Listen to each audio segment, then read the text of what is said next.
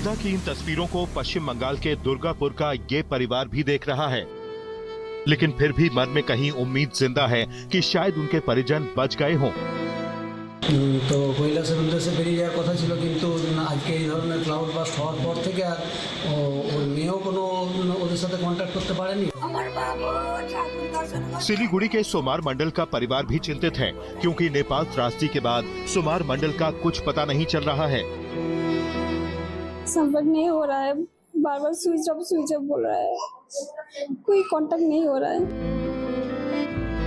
सोमार मंडल 16 अगस्त को सिलीगुड़ी से कैलाश मानसरोवर के लिए निकले थे, लेकिन रास्ते में तबीयत खराब हुई तो वापस लौटना पड़ा और इसी दौरान वो नेपाल त्रासदी में फंस गए।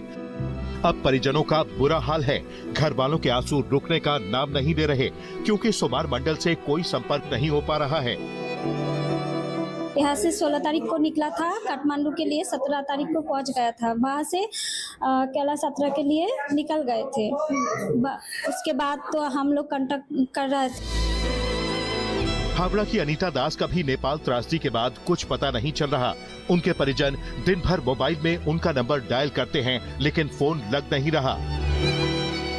हमारा खबर मिला है যে গতকাল 8 बजे को कथा हुआ उसका खेले साथ नेपाल के तिब्बत बॉर्डर में ढुकेगा।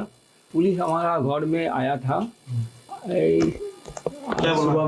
सुबह में आया था। उन्होंने बोलेगा कि वो मिसिंग है।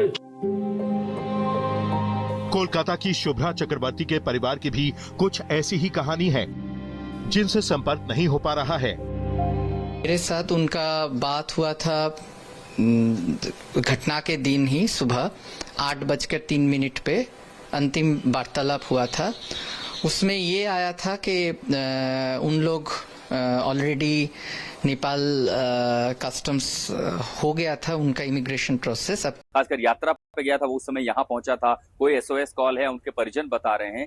वहां जा करके सर्च ऑपरेशन बड़ी मुश्किल बन रहा है, क्योंकि जो ज्यादातर लोग तो SOS कॉल कर पा रहे हैं वो या तो कहीं मौजूद हैं, वहां से इंफॉर्मेशन दे पा रहे हैं। अब वो संख्या धीरे धीरे इसलिए कम हो रही है क्योंकि ज्यादातर जो मिसिंग कॉल थे, डिस्ट्रेस कॉल थे, उन्हें एड्रेस कर लिया गया है और इसीलिए अब जो मिसिंग लोग हैं उनकी संख्या बढ़ रही है। कैजुअलिटी आप देखिए कि वो भी जो है अब लगभग 600 के करीब पहुंच चुका है और हर 2 घंटे पर वो डेटा अपडेट हो रहा है। मुश्किल जरूर है, क्योंकि कौन कहाँ था उस घड़ी में उनके दूर दराज के परिवारजनों से वो पता चल रहा है। इस घड़ी में कौन कहाँ, अगर आपको याद हो कि जहां पर अभी सुबह का डेटा बता रहा है कि 100 से ज्यादा लोग तो नवलपरासीपुर में उनके शव बरामद हुए हैं, क्योंकि जिस तरह का सैलाब था वहां पर बॉडी मिली, वो बहाव इतनी तेज लेकर के गया है। तो हाँ, ये इस हादसे में अभी भी बहुत मुश्किलें आ रही है।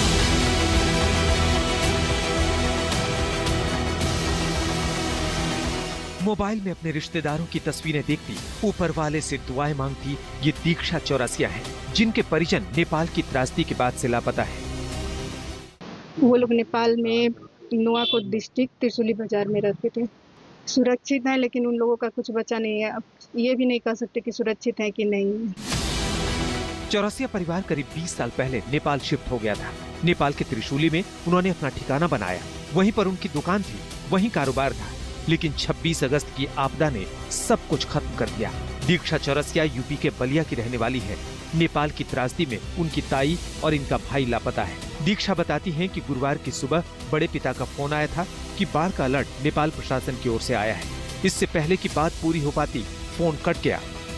कल सुबह 9 बजे फोन आया तो अचानक से पापा का फोन आया, तो बोल रहे हैं कि इधर बाढ़ आने वाला है, कुछ भी हो सकता है। इतना बोलने के बाद फोन कट गया, फिर फोन लग नहीं रहा था।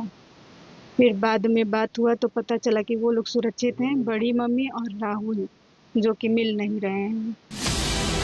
इस त्रासदी में भोपाल की रहने वाली राधिका भी अपनों के सही सलामत होने की दुआ कर रही हैं, जिनका अब तक कोई पता नहीं चला है, जिसमें उनके बड़े भाई, छोटे भाई और दोनों भाभियां शामिल हैं। वो अपनी जान बचाने के लिए पहाड़ चढ़ गए, किसी के मकान के छत में जाके बैठे। तो छत में जाने के बाद उनको ने जैसा देखा कि ये घर भी डूब रहा है, तो अपने परिवार फैमिली वाले को फोन करके उनने मैसेज कर दिया कि हम लोग, हमारी गाड़ी तो पहले भी गई है और अब हम लोग भी जाने वाले, अब हम भी नहीं बचेंगे। अब हमारे छोटे छोटे बच्चे हैं, बच्चे को देखभाल रेख कर देना करके बस उनने इतना बोला था। और उसके बाद पूरा फोन भी नहीं हो पाया, उसके बाद संपर्क बिंदे, उसके बाद बात नहीं हो पाई।